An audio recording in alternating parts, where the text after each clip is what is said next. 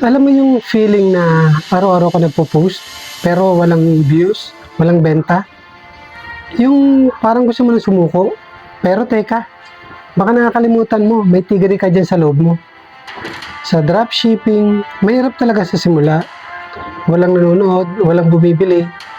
Pero may gumagawa pa rin. Bakit? Kasi mindset nila, consistency is power.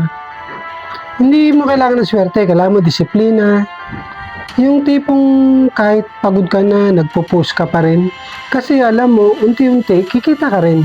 Hanggang sa dumating ang araw, 6 digits na ang kinikita mo. Katulad ng ginagawa ng iba. At bakit hindi ikaw? Kaya kung ako ikaw, gisingin mo na yung tigre sa loob mo. Matapang, malakas, matalino. Hindi sumusuko. King of the jungle nga, di ba? Kaya kung gaano kahirap, huwag kang titigil. Isip tigre ka at balang araw, ikaw din ang hataw.